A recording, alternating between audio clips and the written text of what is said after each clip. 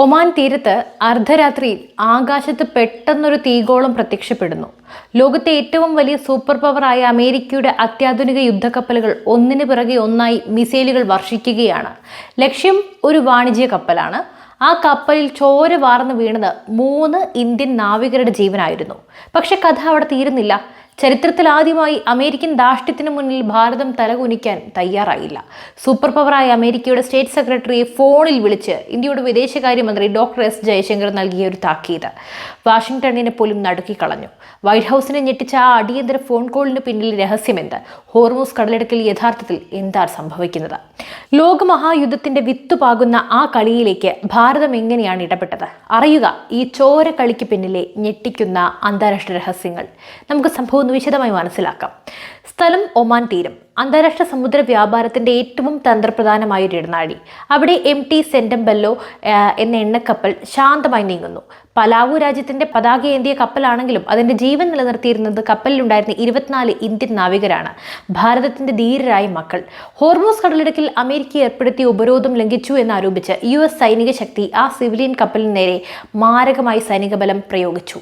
ആ ക്രൂരമായ ആക്രമണത്തിൽ കപ്പൽ തകർന്നു. കപ്പലിലുണ്ടായിരുന്ന 21 ഇന്ത്യക്കാരെ അതിസാഹസികമായി രക്ഷപ്പെടുത്തിയെങ്കിലും 3 ഇന്ത്യൻ നാവികരെ കാണാതായി. മണിക്കൂറുകൾ നീണ്ട തിരച്ചിലിനൊടുവിൽ ലോകം ആ ദുരന്ത വാർത്ത കേട്ടു. ആ 3 ഭാരതപുത്രന്മാരും മരണപ്പെട്ടു. ഒരു സിവിലിയൻ വാണിജ്യ കപ്പലിന് നേരെ യാതൊരു മുന്നറിയിപ്പുമില്ലാതെ അമേരിക്ക നടത്തിയ കിരാത നടപടി അന്താരാഷ്ട്ര സമൂഹത്തെ ഞെട്ടിച്ചു. തങ്ങളുടെ ആഗോള മേധാവിത്വം കാണിക്കാൻ നിരപരാധികളായ ഇന്ത്യൻ നാവികരുടെ ചോരയൊഴുക്കിയ അമേരിക്കൻ നടപടി ജനാധിപത്യ ലോകത്തിന് തന്നെ വലിയൊരു നാണക്കേടായി മാറി.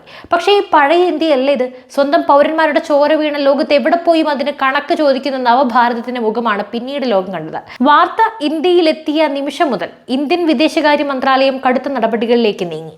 സാധാരണഗതിയിൽ നയതന്ത്ര ചർച്ചകൾക്ക് ദിവസങ്ങൾ എടുക്കാറുണ്ട്. എന്നാൽ ഇവിടെ ഭാരതത്തിന്റെ വിദേശകാര്യമന്ത്രി ഡോക്ടർ എസ് ജയശങ്കർ ഒരൊറ്റ നിമിഷം പോലും കളയാൻ തയ്യാറായിരുന്നില്ല. ചരിത്രത്തിൽ ആദ്യമായി ഇന്ത്യയിലെ US ജാർജി അഫയേഴ്സിനെ വിദേശകാര്യ മന്ത്രാലയം അടിയന്തരമായി സമൻസ് അയച്ച് സൗത്ത് ബ്ലോക്കിലേക്ക് വിളിച്ചു വരുത്തി. നയതന്ത്ര ഭാഷയിൽ പറഞ്ഞാൽ ഇതൊരു കടുത്ത മുന്നറിയിപ്പാണ്. സിവിലിയൻ കപ്പലുകൾക്ക് നേരെയുള്ള ഇത്തരം ആക്രമണങ്ങൾ അന്താരാഷ്ട്ര സമുദ്ര വാണിജ്യത്തിന്റെയും സുരക്ഷയും സ്ഥിരതയും തകർക്കുമെന്ന് ഇന്ത്യ അമേരിക്കൻ പ്രതിനിധിയുടെ മുഖത്ത് നോക്കി വ്യക്തമാക്കി. അവിടെയും തീർന്നില്ല.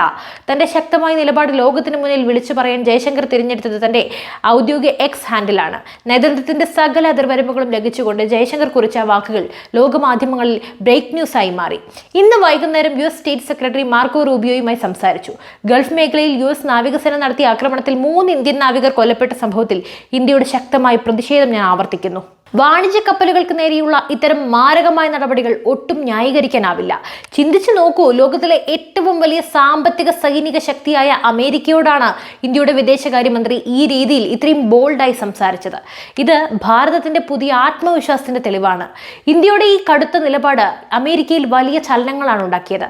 വെള്ളിയാഴ്ച ഇന്ത്യ കടുത്ത അതൃപ്തി അറിയിച്ചതിന് പിന്നാലെ ശനിയാഴ്ച തന്നെ US state secretary Marco Rubio ഇന്ത്യയെ ഫോണിൽ വിളിക്കാൻ നിർബന്ധിതനായി. എന്തിനായിരുന്നു ആ ഫോൺ കോൾ? അവിടെയാണ് അമേരിക്കയുടെ ഇരട്ടത്താപ്പും ഭയവും ഒരുപോലെ പുറത്തു വരുന്നത്. ഹോർമൂസ് കടലിടുക്കിലെ US സൈനിക ഉപരോധം ലംഘിക്കുന്നത് ഒരു തരത്തിലും വച്ചുപൊറപ്പിക്കില്ലെന്ന് മാർക്കോ റൂബിയോ ഈ സംഭാഷണത്തിൽ വ്യക്തമാക്കി. അമേരിക്ക തങ്ങളുടെ ഉപരോധത്തെ ന്യായീകരിക്കാൻ ശ്രമിക്കുമ്പോഴും ഇന്ത്യയെപ്പോലെ ഒരു തന്ത്രപ്രധാന പങ്കാളിയെ പിണക്കാൻ അവർക്ക് കഴിയില്ലെന്ന വലിയൊരു സത്യം ഇതിന് പിന്നിലുണ്ട്. തങ്ങളുടെ ഭാഗത്തു നിന്നുണ്ടായി വലിയൊരു വീഴ്ച മറച്ചുവെക്കാൻ റൂബിയോ ഉപരോധത്തിന്റെ കഥകൾ പറയുമ്പോൾ ജയശങ്കർ മുന്നോട്ട് വെച്ചത് ഒറ്റ കാര്യമാണ്: നിങ്ങളുടെ അന്താരാഷ്ട്ര രാഷ്ട്രീയത്തിന്റെ പേരിൽ ഭാരതീയരുടെ ചോര ചിന്തിക്കാൻ ഞങ്ങൾ അനുവദിക്കില്ല.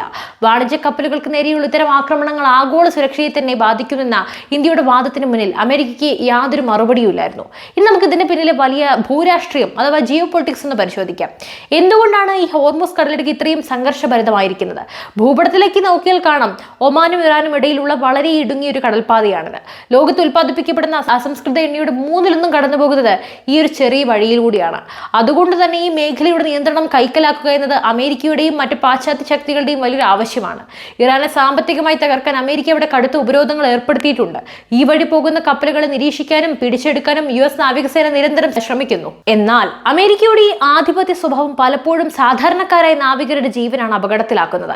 പലാവ് പോലെയുള്ള ചെറിയ രാജ്യങ്ങളുടെ പതാക വെച്ച് സർവീസ് നടത്തുന്ന കപ്പലുകളിൽ ഭൂരിഭാഗവും ജോലി ചെയ്യുന്നത് ഇന്ത്യൻ നാവികരാണ്.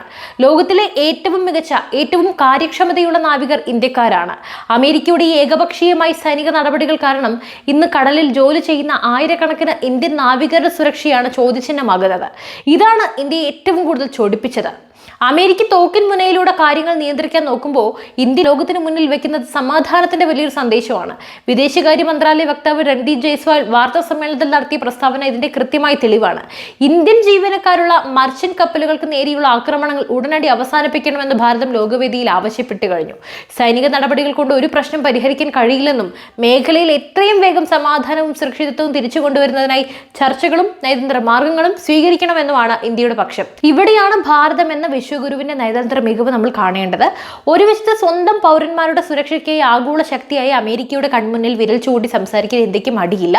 മറുവശത്ത് ലോക സമാധാനത്തിനായി ചർച്ചകളുടെ വഴി തുറന്നിടാനും ഇന്ത്യ തയ്യാറാകുന്നു. റഷ്യ ഉക്രൈൻ യുദ്ധമായാലും പശ്ചിമേഷ്യൻ പ്രതിസന്ധിയായാലും ഇത് യുദ്ധത്തിന്റെ യുഗമല്ല എന്ന് ഉറപ്പിച്ചു പറയാൻ ആർജവം കാണിച്ച ഒരേയൊരു രാജ്യം ഇന്ത്യ മാത്രമാണ്.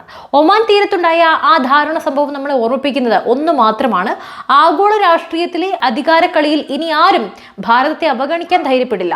അമേരിക്ക എത്ര വലിയ ശക്തിയായാലും തങ്ങളുടെ പൗരന്മാരുടെ ജീവന് ഭീഷണി ഉണ്ടായാൽ ഇന്ത്യ ശക്തമായി പ്രതികരിക്കും.